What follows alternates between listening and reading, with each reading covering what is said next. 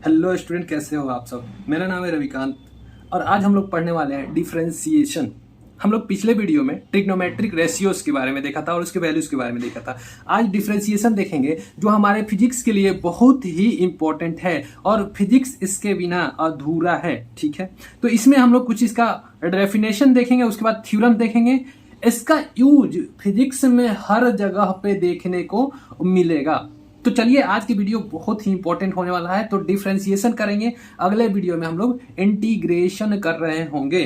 तो देखिए, सबसे पहले जानते हैं डिफरेंशिएशन कर से पहले कांस्टेंट क्या होता है।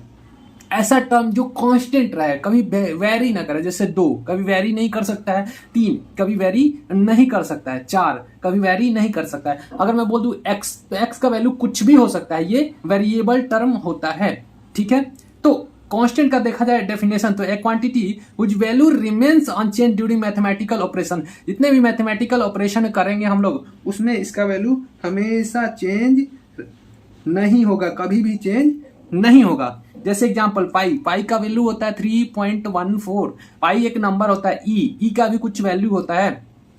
इंटेजर्स हो गए जैसे 1 2 3 4 -1 -2, ये सारे फ्रैक्शंस, इनका वैल्यू चेंज नहीं होता है, ये वेरिएबल नहीं होते हैं। Variable a quantity which can take different value is called variable quantity. ऐसा वैल्यू जिसका वैल्यू डिफरेंशिएट होते रहे, मतलब डिफरेंट वैल्यू देखने को मिले। जैसे y = 2x, तो यहाँ y को हम लोग फंक्शन बोलते हैं, याद रखिएगा, y को फंक्शंस, और ये हो गया 2x, यानी कि x का वैल्यू चेंज करेंगे तो y का वैल्यू चेंज हो जाएगा।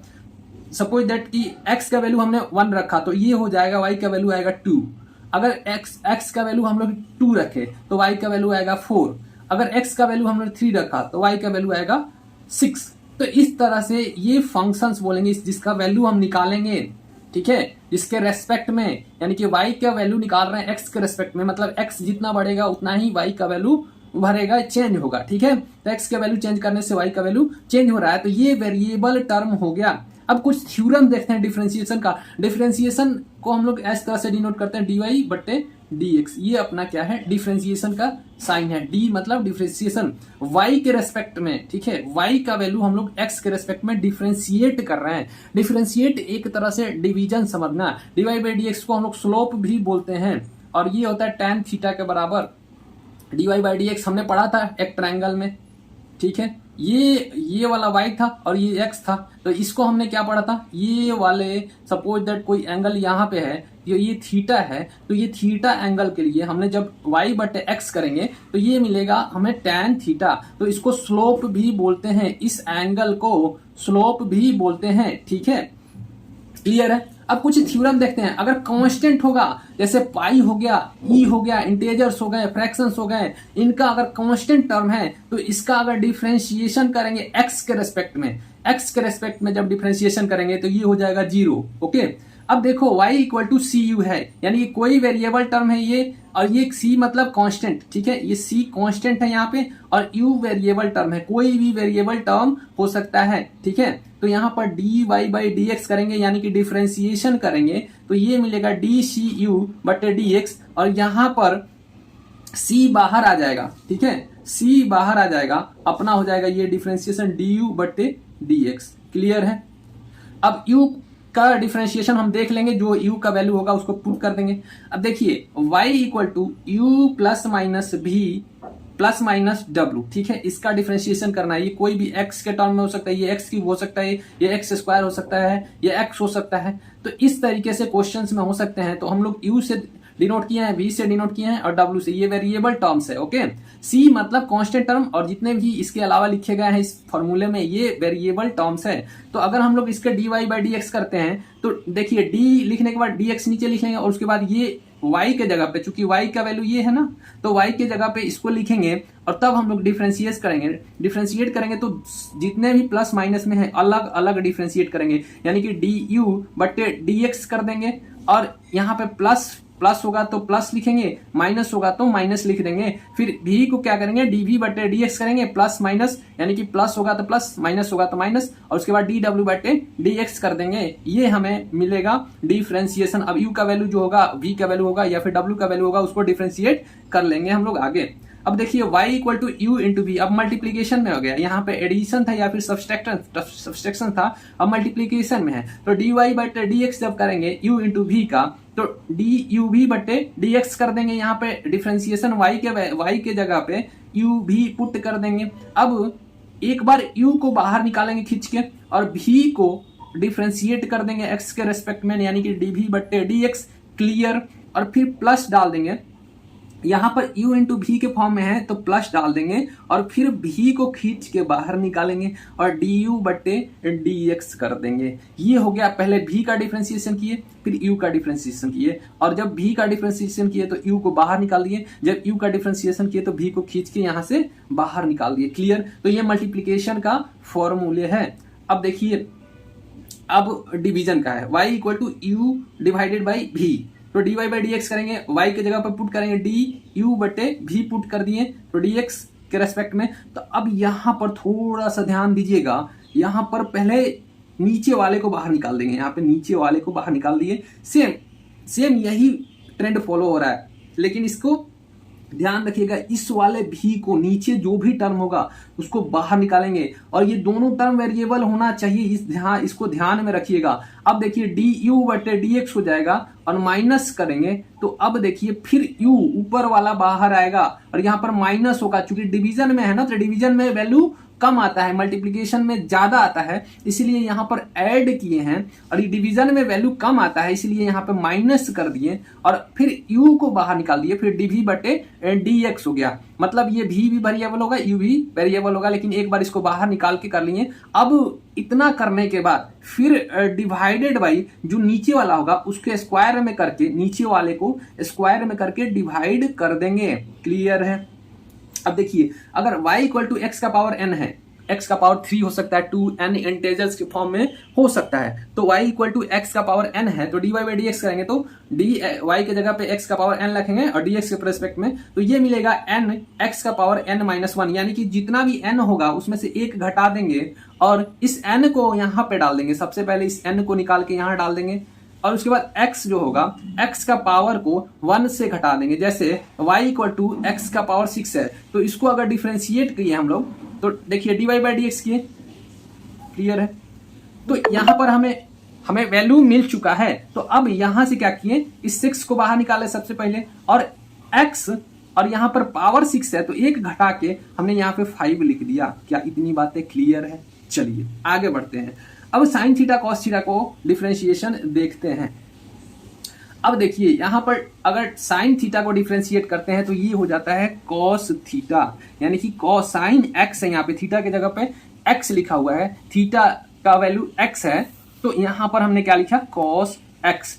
यहाँ पर थीटा का वैल्यू एक्स में है, tan एक्स क्या डिफरेंशिएट कर रहे हैं तो ये हो जा रहा है सेक स्क्वायर एक्स।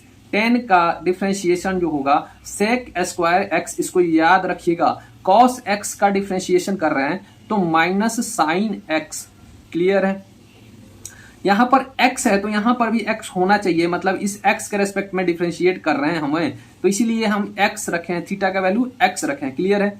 अब यहां पर देखिए d cot x है dx के रेस्पेक्ट में, d cot x dx के रेस्पेक्ट में, तो ये हो जाएगा cot का cosec स्क्वायर x, और d sec x को dx के रेस्पेक्ट में कर रहे हैं तो sec x और tan x हो जाएगा। तो ये कुछ डिफरेंशिएशंस हैं। अब अगला है d cosec x dx के रेस्पेक्ट में हम कर रहे हैं तो minus cosec x cot x value आ रहा है। तो ये अपना याद रखना बहुत जरूरी है, थोड़ा बहुत टफ है लेकिन आपको याद करना पड़ेगा। साइन एक्स का डिफरेंशिएशन cos x का differentiation minus sine x, tan x का differentiation sec square x, cot x का differentiation cosec square x, sec x का differentiation sec x tan x। sec x का डिफरेंशिएशन sec x में हमेशा याद रखिएगा sec रहेगा और tan रहेगा, और cosec में एग्जाम याद रखिएगा cos x होगा माइनस cos x और cot होगा, क्लियर है। आगे बढ़े। अब देखिए log x on the base e, logarithm हम लोग आगे, बेसिक लॉगरिथम को हम लोग आगे पढ़ेंगे, अभी यहां पर केवल इतना जानिए log x, इसको पढ़ते कैसे हैं, log x on the base e का डिफरेंशिएशन करेंगे dx के रेस्पेक्ट में, तो ये मिलेगा 1 बटे x। यहाँ पर x जो है वो कहाँ चला जाएगा, नीचे, और ये हो जाएगा 1 बटे x।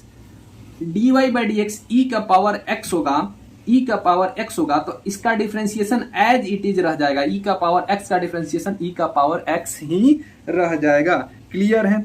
अगर अब यहाँ पे कुछ क्वेश्चंस हैं, हमने दिया है y equal to 2 minus 5x का होल क्यूब। अब इसका डिफरेंशिएशन होगा तो 3 बाहर लाएंगे, ये पूरा वेरिएबल टर्म मानते हैं और इसको बाहर लाते हैं तो 3 हो जाएगा और ये हो जाएगा 2 माइनस 5x, ये पूरे टर्म को हमने क्या माना x। ओके, अब यहां पर 3 माइनस 1 क्या हो जाएगा 2। क्लियर है। अब फिर इसके अंदर वाले को डिफरेंशिएट करेंगे, क्योंकि अंदर भी टर्म है तो फिर अंदर वाले को डिफरेंशिएट करेंगे तो 2 का डिफरेंशिएशन 0, ठीक है। और 5x का डिफरेंशिएशन ये हो जाएगा -5 बाहर निकालेंगे और x का डिफरेंशिएशन क्या हो जाएगा 1, ठीक है। x का डिफरेंशिएशन 1 हो जाएगा। कैसे 1 होगा x का डिफरेंशिएशन, तो x माइनस x 1 है, 1 माइनस 1 करेंगे तो क्या हो जाएगा, ये 1 माइनस 1 x का पावर 0 इक्वल टू हो जाएगा 0। क्लियर है। तो यहाँ पर -1 है। अब इसका फाइनल वैल्यू लिखेंगे अगर तो ये हो जाएगा -3 5 3 जा 15, तो -15 और यहाँ पर 2 माइनस 5x का होल स्क्वायर। क्लियर है। तो कुछ इस तरीके से हम क्वेश्चन सॉल्व करते हैं। अब देखिए y equal to 2/3 minus 2x का होल स्क्वायर, तो अब इसको हम लोग लिख सकते हैं यहाँ पर, चूंकि वेरिएबल टर्म है नहीं, हमने डिवीजन का टर्म देखा था, यहाँ भी वेरिएबल होना चाहिए था, यहाँ भी वेरिएबल होना चाहिए था, लेकिन नीचे ही केवल वेरिएबल है। तो अब इसको लिख सकते हैं 2 इंटू, इसको ऊपर ले जाएंगे तो ये इनवर्स हो जाएगा, यानी कि 3 माइनस 2x, ये -2 हो जाएगा, पावर इसका क्या होगा -2। जब इसको नीचे लाएंगे तो बट्टे में हो जाएगा, तब ये स्क्वायर में होगा। क्लियर है। तो जब ये ऊपर जाएगा तो यहाँ पे नेगेटिव साइन आ जाएगा पावर में। तो अब इसको डिफरेंशिएट कर लेंगे एज इट इज इसके तरह। 2 को हम लोग क्या करेंगे, ये सेम एज है c y equal to c u की तरह है। यहाँ पर u ये है और c ये है, तो c को निकाल के और u को डिफरेंशिएट कर लेंगे। क्लियर है। y इक्वल टू -x है, तो यहाँ पर क्या लिखते हैं x, अगर इसको ब्रैकेट को ये रूट को हटाते हैं। क्लियर है। तो रूट को हटाएंगे तो x का पावर 1/2 करते हैं, ठीक है। x का पावर 1/2 हो जाएगा। तो इसका डिफरेंशिएशन 1/2 और इसमें से 1 माइनस करेंगे तो कितना होगा, x -1/2 हो जाएगा। क्लियर है। तो यहां पर इसको फाइनली नीचे लिखेंगे तो 2 और रूट x हो जाएगा। क्लियर है। तो y का पावर रूट अंडर x होगा, तो x का पावर रूट हटाएंगे 1/2 हो जाएगा और 1/2 को कॉमन लेंगे, यानी कि इसका पावर को बाहर निकालेंगे और फिर इसमें से 1 नेगेटिव करेंगे तो -1/2 होगा और ये हो जाएगा 1/, फिर इसको नीचे लाएंगे तो माइनस में है तो प्लस में हो जाएगा और प्लस में होगा तो x का पावर हाफ यानी कि रूट होता है, यानी कि 2√x। क्लियर है। वैसे ही आप इसको कमेंट में इसको सॉल्व करके कमेंट में इसका आंसर देंगे। अब आता है एक टर्म मैक्सिमा एंड मिनिमा, ठीक है। अब इसके लिए हम लोग बात करते हैं, जब dy/dx जब मैक्सिमम वैल्यू के लिए, ठीक है, कोई भी इक्वेशन है, मान लो यही इक्वेशन है, तो इसका मैक्सिमम वैल्यू कब होगा और मिनिमम वैल्यू कब होगा, इसको हम लोग डिफरेंशिएशन के थ्रू बात करेंगे।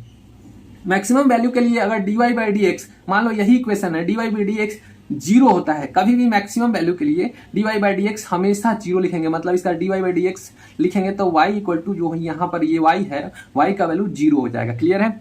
अब डबल डिफरेंशिएशन मतलब जितना वैल्यू इसको डिफरेंशिएट कर रहे हैं, चलिए इसको डिफरेंशिएट कर ही लेते हैं, तो इसको 5 बाहर निकालेंगे और x का वैल्यू क्या करेंगे, dy/dx करेंगे तो इक्वल टू 5 बाहर निकाल दिए और x का पावर क्या हो जाएगा, x का पावर 4 हो जाएगा। 5x का पावर 4 प्लस ये 4 को बाहर निकालेंगे और x का पावर 3 हो जाएगा। 4 को x का पावर 4 है तो 1 घटा दिए और 4 को बाहर निकाल दिए, यानी कि 4x का को, और 7 का डिफरेंशिएशन 0 हो जाएगा। ठीक है, 7 कांस्टेंट टर्म है तो ये इसका डिफरेंशिएशन 0 हो जाएगा। क्लियर है। अब ये तो हो गया फर्स्ट डिफरेंशिएशन। अब इसको हम लोग क्या लिख देंगे, 0। जब डबल डिफरेंशिएशन करेंगे डी स्क्वायर वाई तो इसका वैल्यू क्या हो जाएगा, dx²। तो इसका वैल्यू अगर नेगेटिव आता है, डबल डिफरेंशिएशन का वैल्यू अगर नेगेटिव आता है तो हमें मिलेगा क्या, ये मैक्सिमा होगा। जो वैल्यू इसका आया होगा सिंगल डिफरेंशिएशन में, उसका वैल्यू क्या होगा, मैक्सिमम होगा। अब देखिए मिनिमम का क्या होता है, मिनिमम में भी क्या होगा, डबल ये सिंगल डिफरेंशिएशन फर्स्ट डिफरेंशिएशन 0 होगा। यानी कि मिनिमम वैल्यू के लिए यहाँ पर देखिए y इक्वल टू 0 हो जाएगा, dy बाई डी एक्स 0 होगा। देखिए यहाँ पे स्लोप 0 होता है, हमने dy बाई डी एक्स को स्लोप बोला था। यानी कि यहाँ पर देखिए ये एक ग्राफ है, यहाँ पे y है और यहाँ पर x है। तो ये देखिए यहाँ पर y का वैल्यू क्या हुआ है, 0 हो गया है। मतलब कि ये मैक्सिमा है, ये ऊपर है और ये मिनिमा है और ये ग्राफ है, ठीक है। y इक्वल टू ग्राफ है fx का, ठीक है।